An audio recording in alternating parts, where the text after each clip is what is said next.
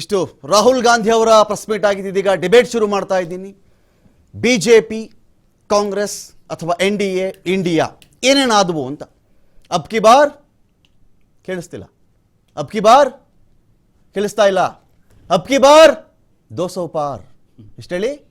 200 ಪಾರ್ ಸ್ಥಿತಿ ಇದು. ಹೇಳ್ತಾ ಇದ್ದಿದ್ದೇನು? ಅಬ್ ಕಿ ಬಾರ್ 400 ಪಾರ್, 400 ಪಾರ್, 400 ಪಾರ್. ನಿನ್ನೆ ಡಿಬೇಟಲ್ಲಿ ಕೂಡ ಬಿಜೆಪಿ ವಕ್ತಾರರು ಇದ್ದರು, ನಾನು ಮಾತಾಡಿದ್ದೀನಿ. 400 ಪಾರ್ ಅನ್ನೋದು ಕಾಲ್ಪನಿಕ ಆಗಿಬಿಡುತ್ತೆ ಮೇಡಮ್, ಹೇಳಬೇಡಿ ಇದು. ಯಾಕಂತ ಹೇಳಿದ್ರೆ ಒಂದು ಪಕ್ಷಕ್ಕೆ 400ಕ್ಕಿಂತ ಸೀಟ್ಗಳು ಜಾಸ್ತಿ ಬರಬೇಕು ಅಂತ ಹೇಳಿದ್ರೆ ಸ್ಟ್ರೈಕ್ ರೇಟು ಪೋಲಿಂಗ್ ಆಗಿರೋ ಓಟ್ಗಳಲ್ಲೇ 72ರಿಂದ 80% ಬರಬೇಕಾಗತ್ತೆ. ನಿಮಗೆ 80% ಮತ ಇವತ್ತಿನ ಕಾಲಕ್ಕೆ ಕಾಲ್ಪನಿಕ ಮಾತ್ರ ಆಗುತ್ತೆ. ಆ ಥರ ಯಾವುದೇ ಒಂದು ಪಾರ್ಟಿ ಇವತ್ತು 80% ತಗೊಳ್ಳೋ ಸ್ಥಿತಿನಲ್ಲಿ ಇಲ್ಲ, 72% ತಗೊಳ್ಳೋದು ಕೂಡ ಇಲ್ಲ ಅಂತ ಹೇಳಿದ್ವಿ.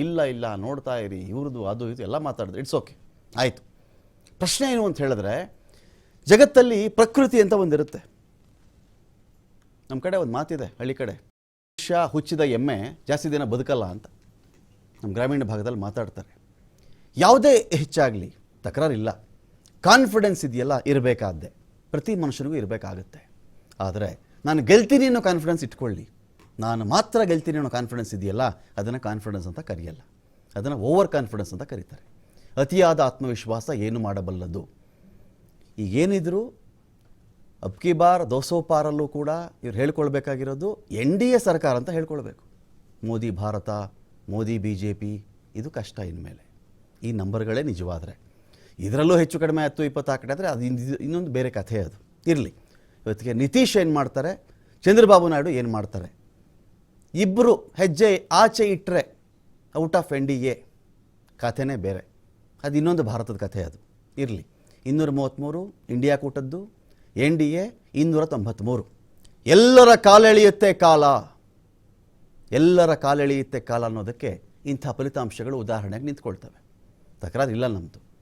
ಆದರೆ ಸ್ವಲ್ಪ ಆದರೂ ಸತ್ಯಕ್ಕೆ ಹತ್ತಿರ ಇರೋ ಥರ ನಾವು ಮಾತಾಡಬೇಕು.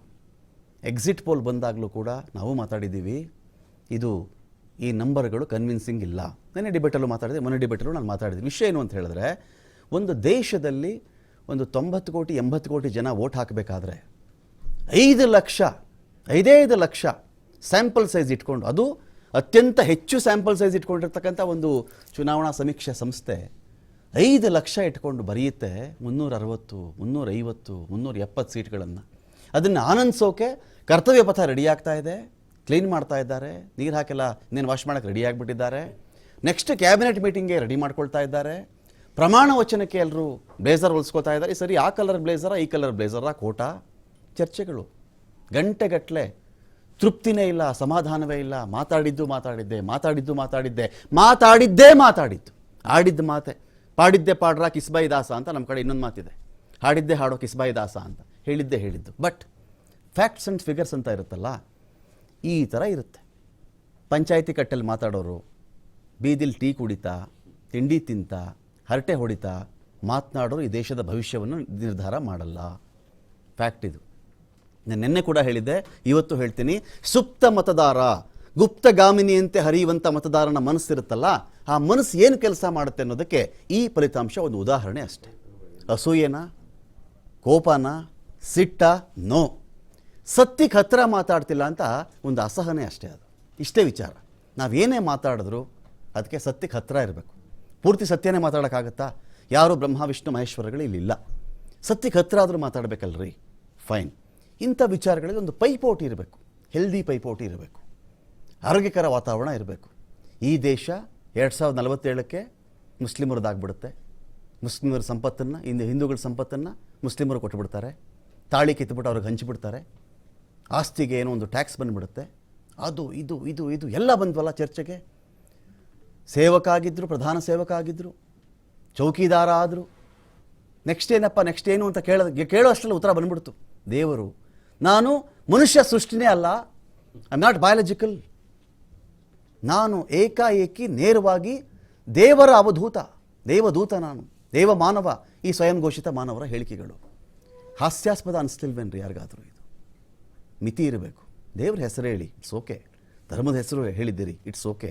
ಅನೇಕ ದೇಶಗಳು ಬಳಸ್ಕೊಂಡಿವೆ. ಎಲ್ಲವೂ ವಿಫಲವಾದಾಗ ಧರ್ಮ ಇಡ್ಕೋ ಅಂತ.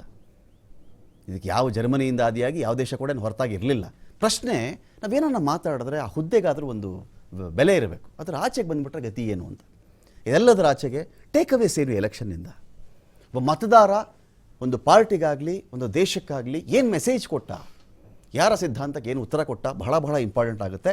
ಆ ಟೇಕ್ ಅವೇಸ್ ಬಗ್ಗೆ ಒಂದು ಗಂಭೀರ ಚರ್ಚೆ ನಾನು ಶುರು ಮಾಡ್ತಾ ಇದ್ದೀನಿ. ಇದರಲ್ಲಿ ನಾನೊಬ್ಬ ರಾಜಕೀಯ ಶಾಸ್ತ್ರದ ವಿದ್ಯಾರ್ಥಿಯಾಗಿ ಪಾಲ್ಗೊಳ್ತಾ ಇದ್ದೀನಿ. ನಾನು ಪಾರಮಾರ್ಥಿಕ ಸತ್ಯಗಳನ್ನು ಬಲ್ಲಂತಹ ತ್ರಿಕಾಲ ಜ್ಞಾನಿಯಾಗಿ ನಾನು ಇಲ್ಲಿ ಕೂತಿಲ್ಲ. ಇಲ್ಲಿ ಇಷ್ಟು ಜನ ಗೆಸ್ಟ್ಗಳಿಂದ ಏನೋ ಕಲಿಬಹುದು ಅಂತ ನನಗೊಂದು ಆಸೆ. ನಾನು ಯಾವಾಗಲೂ ಹಾಗೇನೆ, ಯಾವುದೇ ಡಿಬೇಟ್ ಆಗಲಿ, ಯಾರೇ ಗೆಸ್ಟ್ ಬಂದಿರಲಿ, ಏನು ಕಲಿಬಹುದಪ್ಪ ಇವರಿಂದ, ನನಗೆ ಗೊತ್ತಿಲ್ಲದಿರೋದೇನಾದ್ರು ಹೇಳಿದ್ರೆ ನಾನು ಖುಷಿ ಪಡ್ತೀನಿ.